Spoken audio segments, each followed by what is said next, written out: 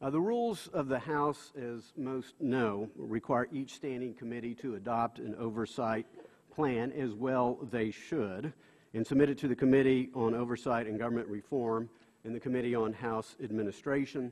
Today, our committee, the Financial Services Committee, will fulfill our obligation under this rule. At a time when the American economy continues to struggle with subpar growth, chronically high unemployment, a lack of jobs, clearly the work of our committee is vital. There are a multitude of economic challenges that face our nation, and a multitude of challenges from the people who sent us here to represent them.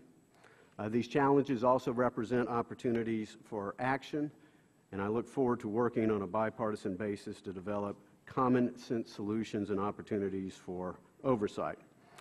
Conducting strong, efficient, effective oversight for the agencies and programs within our jurisdiction is of vital importance, and we must be vigilant. We must carefully monitor and examine the agencies and the programs so that we can continue to protect the taxpayers' money from waste, fraud, abuse, duplication, and mismanagement. Only by asking the tough questions and demanding the correct answers can we hold government accountable to the people that it serves.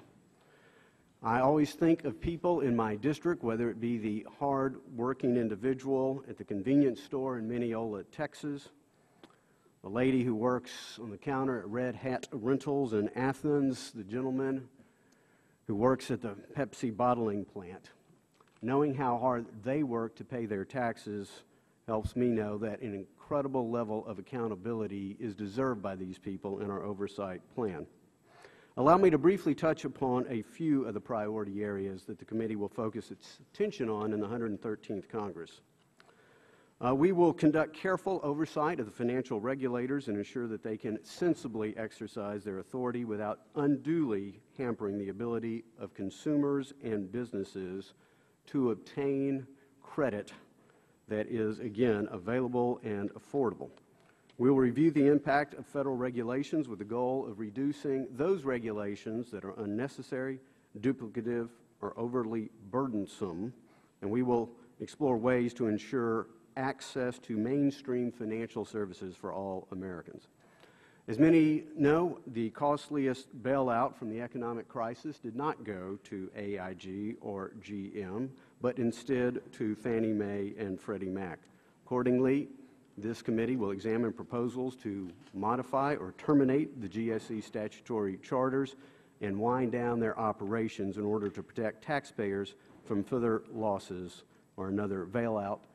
We look forward to working on a bipartisan basis to create a vibrant, innovative, and competitive private mortgage market.